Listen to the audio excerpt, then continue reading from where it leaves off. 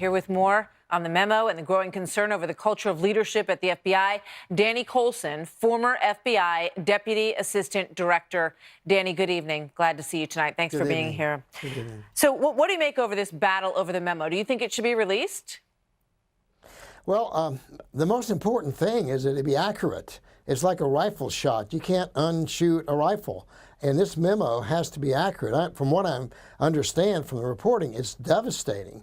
And if it's inaccurate or there are things that should be in it that aren't, then it should be modified. And the director of the FBI and his staff have the facts, and they would know if it's inaccurate. But I think the key here is convincing the president and his staff that more needs to be put into it or it needs to be revised. But what we're talking about here is truth. Was there any effort or any attempt or any actual success in misleading the FISA court? And if that happened, then I think we need to know about that. And that memorandum's got to reflect that question and that answer for the American people. There's a lot at stake here. This is not just a memo. This is the reputation of a federal agency, one that I worked for 31 years. And I want to be sure that they clear the air here. And let's get beyond this and get on, let the FBI do its job. So the suggestion, I just like to go back to the basics on this, because the suggestion is that people at the FBI wanted to get the Trump campaign, and that they needed, in order to do that, in order to try to derail their campaign, they had to prove what their theory was, which was that there was some kind of nefarious connection to Russia. So they had to go to the FISA court in order to get surveillance on an individual in order to prove that he was up to no good. Now, you're saying that if there was anything untoward in the way they presented the evidence, which could have been the dossier, in order to say to the FISA court, give us what we need to get surveillance on this guy, and we need it quick, right?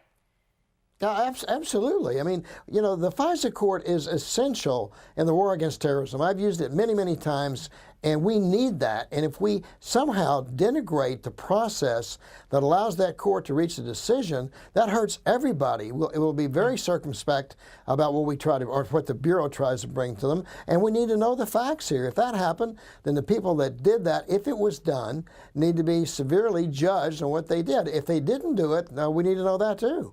Let's put up on the screen some of the changes in personnel at DOJ and FBI over the course of all of this. You have James Comey, who was fired by the president. You have Peter Strzok, who was reassigned. Lisa Page was reassigned. Baker is no longer there. Chief of Staff Rybicki left, and Andrew McCabe was removed, in the words of the DOJ. So clearly they know that they have a problem.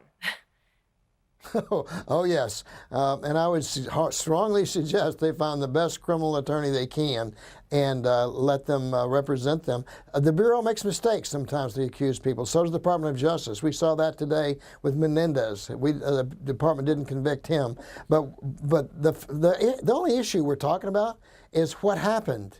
And what happened is paramount importance to the current FBI, to the future FBI, and to the agents across the world who support their country and do a good job. But we need to know. And if that memo is not correct, then it needs to be corrected. If it is correct, it should be released. You bring up a great point, because people like you, obviously, who spent your career there, and others like James Kallstrom, who's been very public about his concerns about leadership at the FBI and the department that he knows and loves throughout the years that he was there. If there was something that was wrong, why wouldn't the FBI want to air it? Why wouldn't they want to say, you know what, here's what we found, and this doesn't wash, and these people are gonna be fired?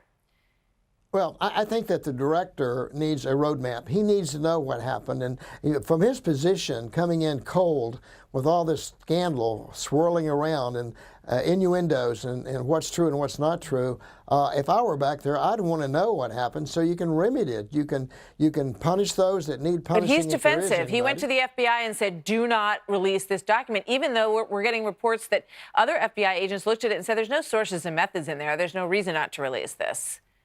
Well, I tend to agree with that, but I haven't read it. I'm not in a position to say if it's accurate or not. I don't know that. But bottom line is, truth generally is helpful.